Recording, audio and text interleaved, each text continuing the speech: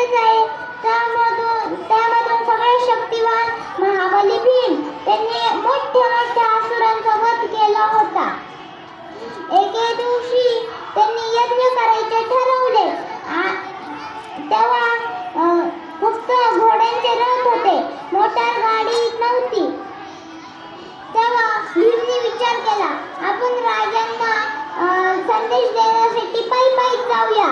भीम पायी जायला लागला. त्याला पायवाट लागली. त्याच्या मनात विचार आला, ही पायवाट आता आपल्याला आपल्या महाराजांकडे नेणार.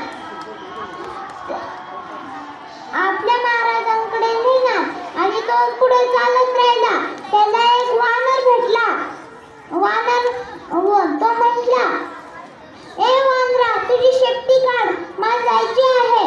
आणि वानर म्हणाला, काय झालं? कोण त्रास देतो? कशाला त्रास देतोस? आणि मग भीमला अधिकच राग आला. तो म्हटला, अरे त्रास काय, मला ओलांडून जायचंय, तुझी शेपटी काढ. तो म्हटला, म्हातारा वानर म्हटला की तू एक युक्ती कर, माझी शेपटी उचल आणि बाजूला ठेव.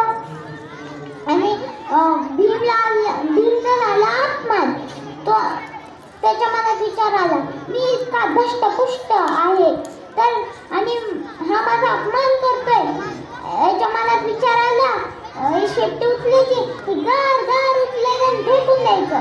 त्याच्या मनात विचार आला आणि त्यांनी शेपटी डाव्या हाताने उचलायचा प्रयत्न केला. पण त्याच्या मनात असा विचार आला, अरे च्या, एवढी जड शेपटी. आणि मग त्याने उजव्या हाताने उचलायचा प्रयत्न केला.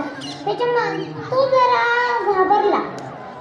मग त्याने दोन्ही हाताने पूर्ण पाण्याला शक्ती लावली, तरी शेपटी थोडी सुद्धा हलली नाही. मग शेवटी भीमाने हात जोडले आणि म्हटले, कोण आहात आपण? तुम्ही एवढी शक्तिमान? माझ्या मनात विचार आला होता तुम्हाला घर फेकून द्यायचं. कोण आहात आपण? सांगा, कोण आहात? मग तो म्हातारा वानर म्हणला, अरे भीमा, तुला तुझ्या गुणांचा खूप गर्व झाला होता, म्हणून हे सगळं झालं. तू तुझ्या गुणांचा गर्व केला नसता हे सगळं झालंच नसतं. आणि भीम म्हटला, पण कोण आहात आपण? मग ते वानर हळूहळू हनुवंतमध्ये बदलायला लागले आणि म्हटले, तू तुझ्या गुणांचा खूप गर्व केलास,